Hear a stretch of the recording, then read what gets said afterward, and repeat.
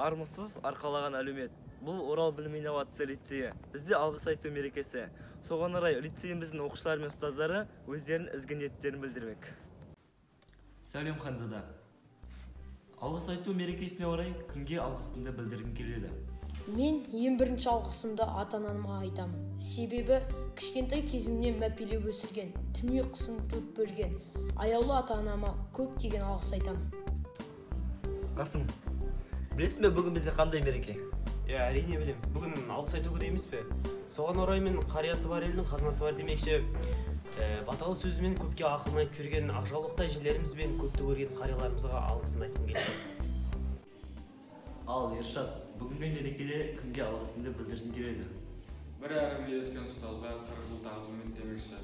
Ұстаздарымыздың қадір-қасиетін жоғалтпау, оларды құрметтеу, һәм сыйлау әрбір оқушының парызы. Осы керемет сәтті пайдалана отырып ұстаздарға үлкен алғысымды білдіргім келеді.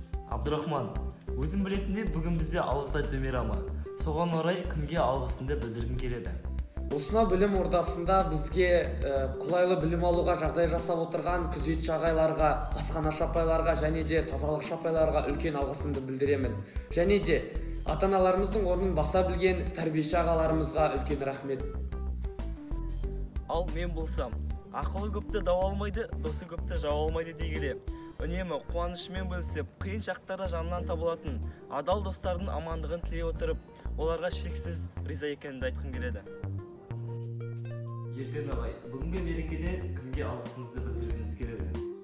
Мен өз алғысымды елінің елеулісі, халқының қалаулысы болып келген, елінің даму жолында аянбай тер төккен, елім, жерім, отаным деп ғұмыр бойы уайыммен өткізген еліміздің тұңғыш президенті Нұрсұлтан Әбішұлы Назарбаевқа өз алғысымды білдіргім келеді.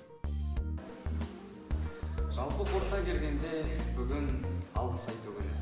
Осы сәтті пайдалана отырып, мен бүкіл қазақ жұртшылығына алғысымды білдіріп, мерекелеріңізбен шын